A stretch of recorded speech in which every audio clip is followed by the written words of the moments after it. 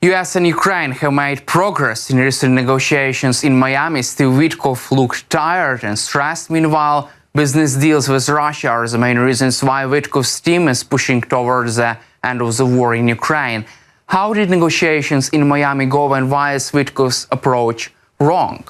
Ukrainian and US officials met in Miami over the weekend in what both sides described productive but still unresolved discussions aimed at advancing a peace framework to end the war in Ukraine.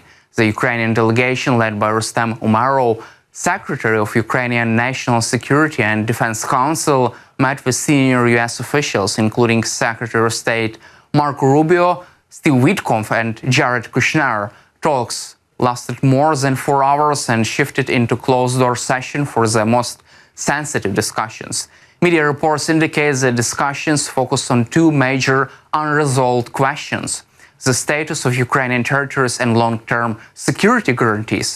Territorial concessions and nature of security assurances remain the most contentious elements of the proposed framework, which was initially a 28-point US-backed peace plan, now under revision. CNN describes the negotiations as tough but very constructive, noting that while progress was made, no final decisions were reached on these sensitive issues.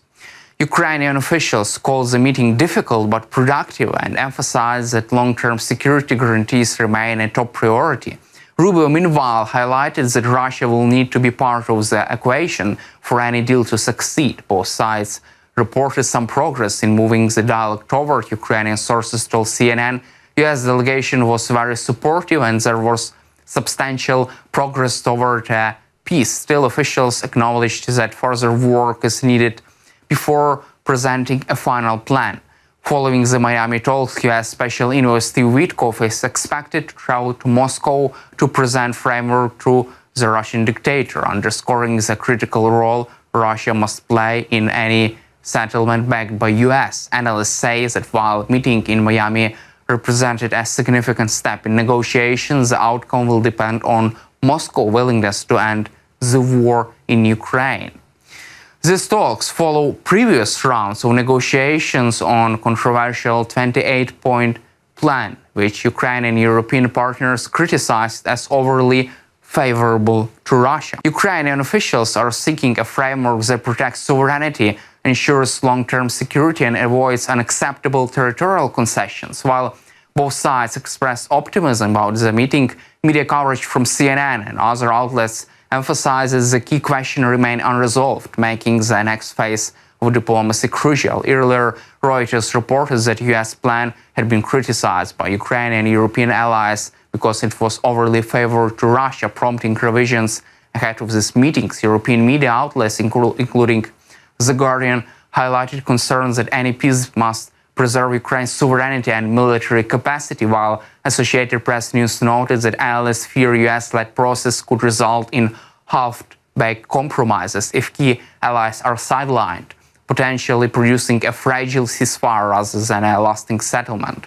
CNN also reported that Ukrainian official emphasized long-term security guarantees as top priority, while Marco Rubio warns that Russia would be need a part of this deal and negotiation, reflecting ongoing doubts about Moscow's reliability. Analysts cited by Reuters and Associated Press argued that enforceable guarantees, international monitoring, and inclusion of Ukrainian political and public input are critical to ensure the legitimacy and durability of any peace agreement. Global media coverage underscores the broader geopolitical stakes of the Miami talks. The Guardian observes that post-war border security arrangements and Ukraine's role in Europe could reshape alliances, while Reuters noted that US-led negotiations highlight tensions between American diplomacy and also European multilateral involvement.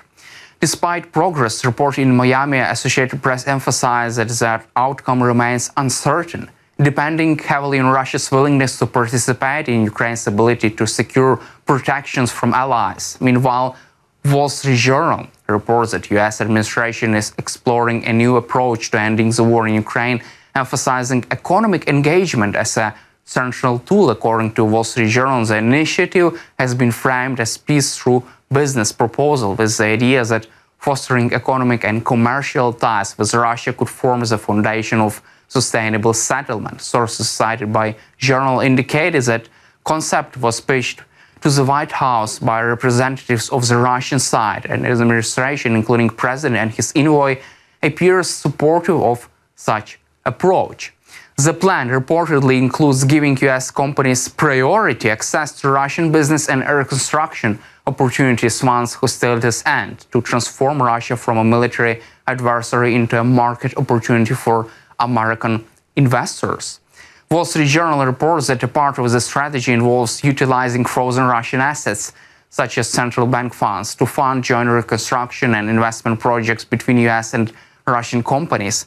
The plan is intended to shift the traditional paradigm of diplomacy and conflict resolution towards economic initiatives, with the logic that mutual profit might encourage Russia to maintain peace. However, the journal highlights that the approach has drawn criticism and concern, particularly in Europe. Observers warn that prioritizing business opportunities for Russia could reward aggression and undermine Ukraine's sovereignty, security guarantees, and long-term stability.